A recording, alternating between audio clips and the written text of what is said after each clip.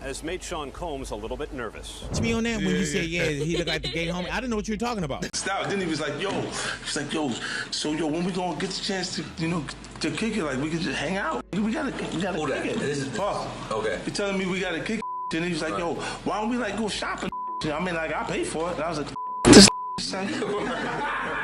This is a dirty game. Sean Diddy Combs hissed fiercely, his voice trembling with rage, his hands gripping the edge of the defendant's table, sending a shudder through the silent courtroom in New York in May 2025. Something huge coming up, which is a documentary about P. Diddy, Puff Daddy, P. Diddy. Yeah. Did he do it, right? I know he did you've been heavy on social media talking about it. He did it. Just minutes earlier, Diddy had entered with a facade of confidence, his icy gaze masking the loneliness of having not a single family member by his side. Not one of Diddy's relatives showed up, not even his adopted son, once his pride and joy, leaving him to face the shadows of his past alone. Who could have imagined that the music mogul, once seen as invincible, would be pushed to the brink of collapse, not by the FBI, not by the victims who spoke out, but by an old enemy who never relents, 50 Cent. Go out to the prison and will you visit him just for funsies? I don't know. Look, because you think that right now he can feel like I'm his enemy.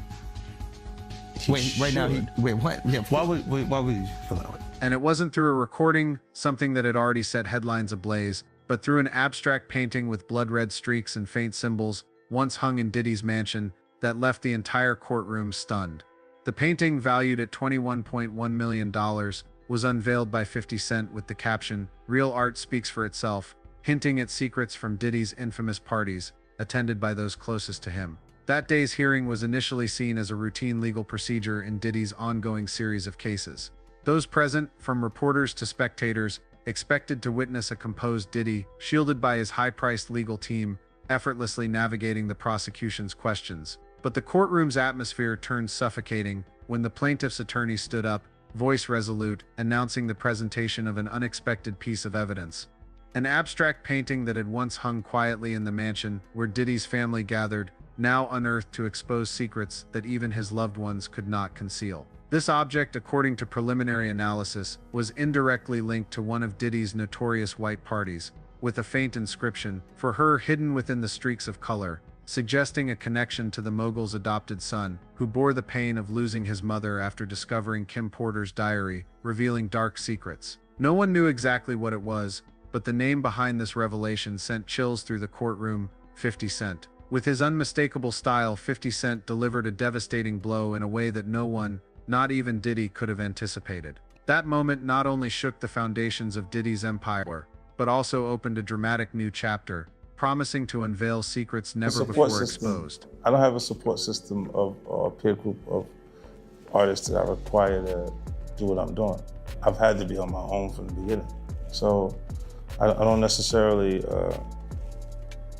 have a responsibility to behave a certain way, according to them. In an Instagram post, 50 Cent dropped a media bombshell, an abstract painting with blood-red streaks and a faint inscription reading, "For her," once hung in Diddy's mansion, the site of his infamous white parties. His caption, "Real art speaks for itself," came with a hint: someone close decided the truth must speak. The post went viral on X with the hashtag #TheTalkingPainting, sparking speculation that someone close to Diddy, lurking in the shadows, was collaborating with 50 Cent to expose dark secrets from the white parties. Netizens dissected every detail from the inscription "RB" to a faint silhouette, turning the painting into a symbol of defiance. The painting, with its chaotic swaths of color and strange shapes, had once been regarded by the Los Angeles art scene as a symbol of unrestrained creativity. For a decade, it was merely mentioned as part of Diddy's lavish lifestyle, briefly appearing in articles about high society aesthetics. But 50 Cent, with his keen instincts, handed the painting to prosecutors, transforming it into a legal weapon. He passed it to a team of forensic image analysts who began noticing anomalies. The abstract lines seemed to carry hidden meanings, from tiny symbols to deliberately placed faint silhouettes. One expert speculated that the painting, with its RB marking and "For her" inscription, might have been created by a witness linked to Roger Bonds, someone who observed shady dealings at Diddy's white parties, though more time was needed to decode its hidden significance. Prosecutors suggested the painting hinted at witness coercion, akin to the 200 calls Diddy made, News of the painting began spreading across social media, with 50 Cent's posts implying that the truth is closing in, heightening curiosity and pressure on Diddy ahead of the trial. I got to get into the real estate in the area to be able to facilitate what happens after big events happen. You've seen some of the good things that Tyler Perry done in Atlanta, and you'll see. In a stifling courtroom, a heavy atmosphere enveloped the proceedings as Diddy's trial entered a critical phase where 50 Cent, through his legal team, unleashed the painting to reveal secrets about the white parties. Diddy appeared with a facade of confidence, his anxious gaze scanning the empty seats where not a single family member, not even his adopted son, was present amid rumors of his family fracturing over inheritance disputes. His legal team, composed of top legal minds, sat upright, ready to counter any move from the prosecution. No one expected that a surprise piece of evidence would shake Diddy's carefully crafted armor that day. The prosecutor stood, voice resolute. "We present a new piece of evidence, a work of art once publicly displayed, but potentially concealing clues about the defendant's conduct." The courtroom fell silent, and Diddy's brow furrowed slightly, his eyes darting to his lawyer as if trying to anticipate what awaited him. A large screen was set up, displaying the painting with its tangled swaths of color. The prosecutor, aided by an image analysis expert, began a preliminary presentation. They pointed out that details in the painting, such as the part here inscription and the RB marking matching a witness's handwriting, seemed to recreate secrets from Diddy's white parties, where illegal activities were concealed. However, they emphasized that the decoding process was ongoing, and the painting was only the first step in uncovering larger secrets. The courtroom buzzed with whispers, reporters scribbled furiously, and the jury exchanged curious glances. Diddy, who had always maintained an air of invincibility, began to lose his composure. He leaned forward, whispering urgently to his lawyer, his eyes fixed on the screen. When the prosecutor hinted that someone close, harboring painful secrets, might have provided the painting to incriminate Diddy, he could no longer hide his unease. He clenched his fists, his gaze wavering, as if haunted by an unexpected betrayal. "Who brought this out?" he muttered, his voice low but laced with suspicion, as if suddenly realizing a trusted confidant might have turned against him. The judge banged the gavel, demanding order, but Diddy continued, pointing at the prosecutor. 50 Cent is trying to destroy me. When you continuously call Puff gay, does that affect your relationships in Hollywood? I don't call him gay. I said, let me read it. His lawyers quickly pulled him back to his seat, but the outburst had exposed his panic. The painting, though not yet fully decoded, had sown unease in Diddy. It suggested that secrets he thought were buried might be surfacing, not through testimony or physical evidence, but through something he once proudly displayed. As the trial adjourned, Diddy left the courtroom with a tense expression, his eyes vacant, as if sensing that this painting was just the beginning of a larger storm. At the prosecution's table, a forensic image analyst, introduced as a former FBI collaborator, took the stand. With a calm, steady voice, he decoded each detail of the painting, every word landing like a hammer blow to Diddy's confidence. A faint silhouette in the bottom left corner, its arm raised as if issuing a command, was speculated by the expert to symbolize a figure of authority, possibly the defendant himself. He emphasized, his gaze sweeping toward Diddy. A series of tiny, nearly invisible symbols, magnified on the screen, revealed a sequence of numbers matching the date of a notorious white party in 2012, where allegations of illegal conduct had once circulated in the media. A curving streak of vivid red, flowing like blood, was interpreted as a representation of violence or harm, prompting some jurors to furrow their brows. But the most shocking detail was the RB marking, which the expert speculated could be linked to Roger Bonds, a former bodyguard of Diddy's who vanished after revealing secrets about the white parties. "We believe this painting may have been created by someone who witnessed events within the defendant's circle of power, concealing secrets yet to be decoded," the expert concluded. Diddy, seated at the defendant's table, tried to maintain his composure, but his hands clenched into fists, his gold ring glinting under the courtroom lights. Sweat beaded on his forehead despite the cool air of the room. His legal team, led by a renowned female attorney nicknamed the Destroyer, immediately rose to object. With an icy voice, she demanded the judge dismiss the evidence, calling the painting a legal farce. "This is merely a piece of art, Your Honor," she declared, pointing at the screen. "There is no concrete evidence linking this painting to any illegal activity. The prosecution is deliberately misleading the jury with baseless speculation." Another lawyer added, his deep voice laced with defiance. Absolutely, and I'm sure the judge really looked into that because although we know that these are allegations, there's been no evidentiary hearing as to whether or not these actually rise to the level of obstruction. Just the idea that he is not even following the rules that are enlisted by the prison is already a sign to the judge that he may not follow any conditions that are set forth. And so those type of allegations, whether or not there's been an evidentiary hearing, just speaks to the actions of the individual while incarcerated. The RD marking could refer to anyone, an artist, a designer, or just a random detail. The prosecution has no direct witness to substantiate these allegations. The judge, a middle-aged man with a stern face, banged his gavel to restore order, his sharp eyes scanning both sides. "I will review the admissibility of this evidence," he declared, but the prosecution may continue its presentation. The prosecution remained unfazed. They played a video clip from a 2014 television program where a camera panned across the living room of Diddy's mansion, the painting prominently displayed on the wall. Diddy himself, with a radiant smile, had spoken to the camera, "This piece is my memory. It tells the story of my journey." Those words, once a boast, now became a devastating blow. The prosecutor turned to the jury, emphasizing the defendant didn't just know about the painting. He commissioned it, took pride in it, and now it's turning against him. The courtroom held its breath, all eyes fixed on Diddy. He could no longer maintain his calm. His hands trembled and he shot to his feet, the wooden chair crashing backward with a loud thud, interrupting the presentation. "This is a fake," he shouted, his voice breaking, echoing through the room. "This painting isn't real. You're trying to smear me." His face flushed red, deep lines etched across his forehead, his eyes blazing with panic. He slammed his hand on the table, the sharp sound startling a juror. "This is 50 Cent's doing. He wants to destroy me," he roared, pointing at the prosecutor. Diddy's lawyers hurriedly stood, trying to pull him back to his seat. "Sean, calm down," one whispered urgently. But Diddy ignored them. He continued, his voice shaking, "I didn't do anything wrong. That painting is just art, not evidence." The judge banged his gavel repeatedly, his voice stern. "Mr. Combs, I demand you maintain order or I will be forced to take stronger measures." Diddy, panting heavily, reluctantly sat down, but his eyes flickered, as if searching for an escape. Reporters in the back row typed frantically on their laptops, knowing this moment would make headlines. The jury, from middle-aged to younger members, looked at Diddy with a mix of curiosity and suspicion, as if witnessing the collapse of a once mighty statue. As the light from the courtroom windows faded, the judge's gavel still echoed, but the audience's attention drifted from the abstract painting and Sean Diddy Combs' outburst. A quiet question permeated the stifling air: who had delivered the painting to 50 Cent and why? The prosecutor, with a measured voice, planted a seed of doubt as they concluded their presentation. This evidence didn't come from a distant enemy.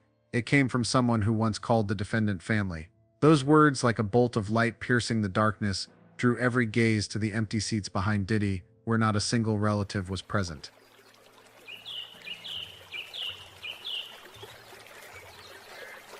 In that moment, the trial seemed to pivot, no longer just a legal battle between Diddy and 50 Cent, but a story of a fractured family, where dark secrets and the pain of loss were silently shaping a vengeful conspiracy. In the shadows of suspicion, the name Justin Combs, Diddy's adopted son, quietly emerged, not through testimony or the spotlight, but through painful memories of his mother, Kim Porter, and a profound motive to make the man who caused his mother's suffering pay, no matter the cost. In a luxurious apartment tucked away in the heart of the city, neon lights cast a dim glow on glass walls as Justin Combs sat silently, his somber eyes fixed on the vibrant skyline. At 31, Justin was the epitome of glamour, cutting-edge style, a regular presence at lavish events, and a seemingly perfect life under the shadow of his adoptive father Diddy. But beneath that facade, he carried an unhealed wound, the pain of losing his mother, Kim Porter, the woman who had been the center of his world.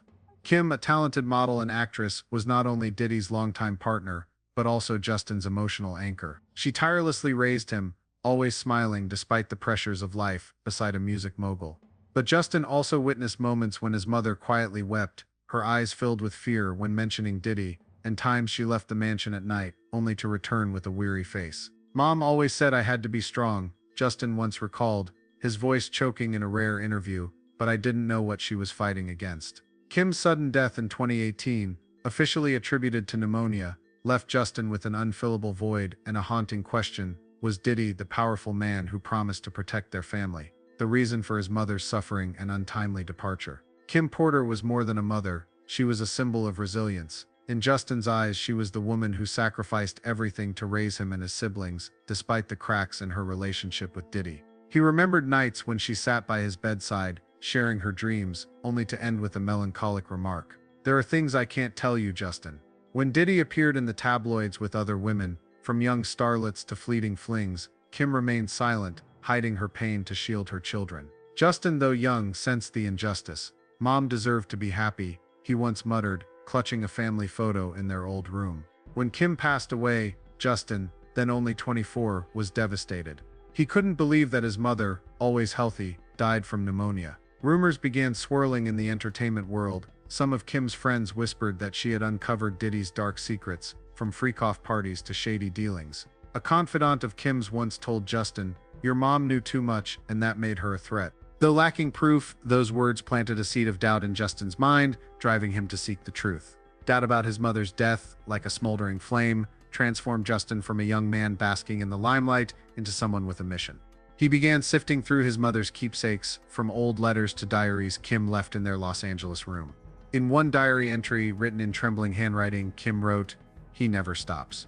Those parties, they're not just parties." We used to go to when we go to the club, we used to have these bottles, right? And on this bottle, they be regular Moet bottles. On them bottles right there, they'd been to have something to make the girls be real slippery and all of this kind of stuff. So when you get up, they'd be like, "Don't touch them bottles right there." "I'm afraid one day the truth will kill me." Those words, like a knife, left Justin trembling. He recalled times his mother left the mansion after arguments with Diddy, her eyes filled with fear. "Mom knew something," Justin muttered, gripping the diary, but he didn't act immediately. As an adopted son, Justin lived in Diddy's shadow, enjoying wealth, but also under pressure to remain loyal. He knew confronting his adoptive father meant losing everything: fame, fortune, and safety.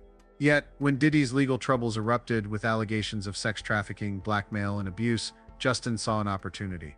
A question echoed in his mind: if Mom knew the truth, why can't I carry on her work?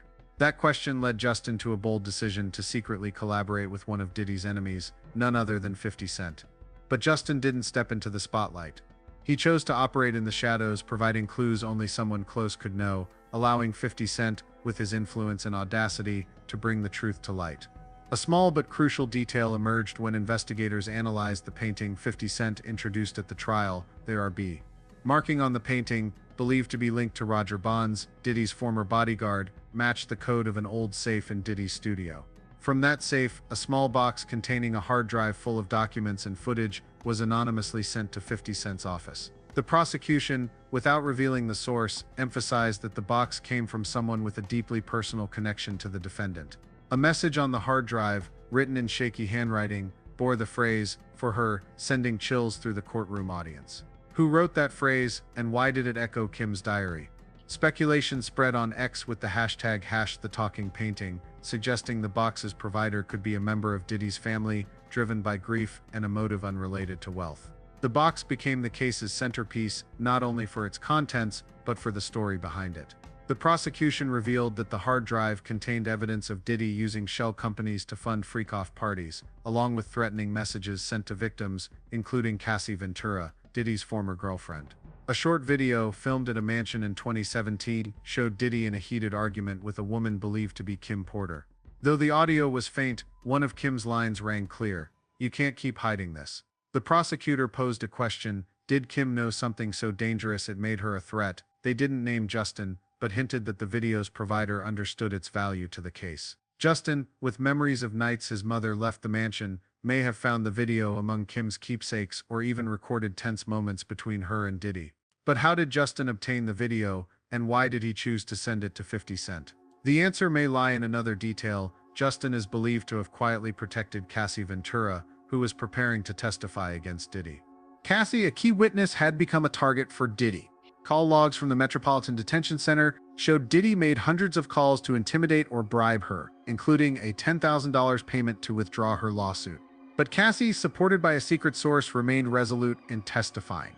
The prosecution revealed that Cassie received protection from someone close to Diddy's family, who provided videos and messages to bolster her testimony. Who was behind this protection, and why did they risk confronting Diddy? Some sources speculated that Justin, bearing the pain of watching his mother suffer, contacted Cassie through an intermediary, supplying evidence to ensure her safety. A message on the hard drive reading "Let her tell the truth" was believed to refer to Cassie, fueling suspicions that Justin was quietly aiding from the shadows. But was Justin doing this for Cassie or for his mother? The answer may lie in his love for Kim, who was once Cassie's close friend before her passing. While 50 Cent took center stage in the media, publicizing the box and painting with provocative Instagram posts, Justin chose silence. He didn't appear at the trial, respond to interviews, or engage with ex-posts speculating about his role. But that silence, in many eyes, was a powerful statement. Why didn't Justin speak out if he was innocent? Some believed he was waiting for the right moment, when the evidence became undeniable. Others thought Justin, with a heart full of grief, sought neither fame nor attention. He only wanted Diddy to pay. A viral ex-post read, "Diddy's adopted son is playing a bigger game. This isn't about money, it's about revenge." Though no direct evidence existed, the detail that the box was sent from a Los Angeles address where Justin resides heightened suspicions. The prosecution, with caution, emphasized the evidence provider isn't seeking wealth or power, they're seeking justice for someone they loved. Those words, like an arrow, pierced Diddy's veneer of power, causing him to bow his head, his eyes filled with panic. Well, it's not up to me. It's up to Mr. Combs, and I don't see it happening. Why? Because he believes he's innocent. He believes he's innocent, and what's more, he believes that he needs to stand up, not just for himself, for his family, and for everybody who's been targeted by the federal government. Suspicions about Justin were further reinforced by the rift in Diddy's family. While Diddy's children squabbled over his empire, from bad boy entertainment shares to multi-million-dollar real estate, Justin seemed to stand apart. A close source revealed that Justin refused to join family meetings about inheritance, angering his siblings. "Justin doesn't care about money," the source said. "He only talks about his mom." Why did Justin reject wealth when he could easily claim a share? The answer may lie in his motive not to seize Diddy's empire, but to dismantle it as retribution for the years his mother suffered. Kim's diary, with its entries about dangerous parties and betrayal, may have spurred Justin to act. But how did he find the diary, and why choose 50 Cent as an ally? One theory is that Justin, through an intermediary, contacted 50 Cent knowing he was Diddy's unrelenting enemy, bold enough to publicize evidence.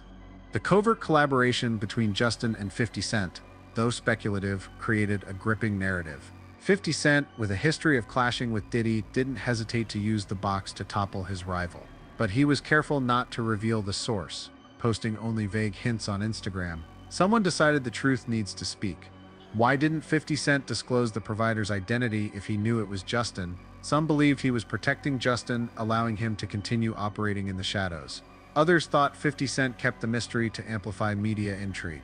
Whatever the reason, the box shook the case, leaving Diddy's legal team cornered. They tried to argue the hard drive's documents were fabricated, but the prosecution countered with evidence that the messages matched Diddy's call history. But who could access that history if not someone close? That question, hanging in the courtroom, made Diddy's gaze waver, as if he suspected his own family. In this context, Roger Bonds, Diddy's former bodyguard, became a crucial piece of the puzzle. Bonds, who had supported Cassie and publicly opposed Diddy, vanished from social media after receiving threats. The prosecution speculated that the RB marking on the painting could be Bonds' handwriting, who had documented freak-off party details before disappearing. But how did the marking end up on the painting, and who delivered it to 50 Cent? One theory is that Justin, with access to Diddy's old studio, found Bonds' notes, possibly kept by Kim as a safeguard. But why did Kim keep those notes, and why did Justin act now? The answer may lie in his pain. Witnessing his mother live in fear, betrayed by the man she loved, Justin resolved to carry on her legacy, using evidence to shatter Diddy's wall of silence. As the trial recessed, the image of Diddy leaving the courtroom, shoulders slumped and eyes vacant, became a symbol of a crumbling empire. But the real story lay in what he didn't see: a loved one, bearing the pain of losing a mother, silently rewriting his fate. Justin, though absent, seemed present in every case detail, from her inscription on the painting to the message on the heart. Was Justin truly behind it all, or merely a pawn in 50 Cent's game? That question, spreading across X with thousands of posts, sowed doubts about a fractured family where love and betrayal intertwined. As city lights twinkled outside Justin's apartment, he sat quietly, clutching his mother's photo as if whispering, "Mom, I did the right thing." And somewhere 50 Cent with a triumphant smile knew that truth, like art, always finds a way to speak. The story of the abstract painting 50 Cent and the suspicion surrounding Diddy's family in the trial is not merely a dramatic chapter of a legal case, but a mirror reflecting profound values of truth, responsibility, and the power of a community's voice, particularly within the context of Black culture. The painting, with its blood-red streaks and enigmatic RB inscription, transcended its role as a work of art to become a symbol of hidden stories, a reminder that the past cannot remain forever framed behind a veneer of glamour. 50 Cent's action in publicizing the painting on Instagram was not just an attack but a rallying cry, igniting unity in the community to confront the dark corners of power. The doubts about the silence of Diddy's family raised questions about loyalty and responsibility, not to condemn but to provoke reflection on safeguarding truth, even when it is painful. From the courtroom to social media, this story etched a universal truth. Truth, though stifled by wealth or fame, always finds a way to shine when people dare to listen and act.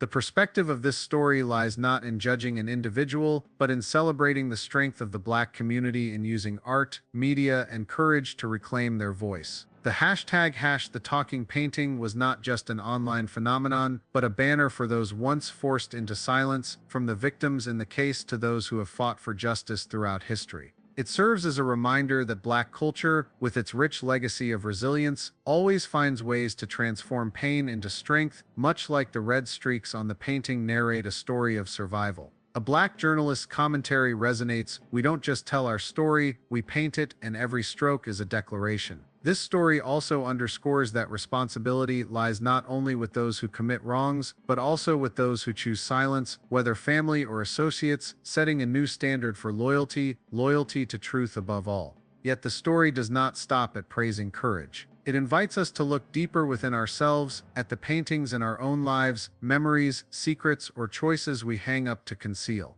If a single streak of color can shake an empire, what lies waiting in the hidden corners of our own existence? Are we each holding a talking painting, ready to speak when the time comes? This question is not just for Diddy, but for everyone reading, urging us to ask, when truth knocks, will you open the door or continue to frame it behind a wall of silence?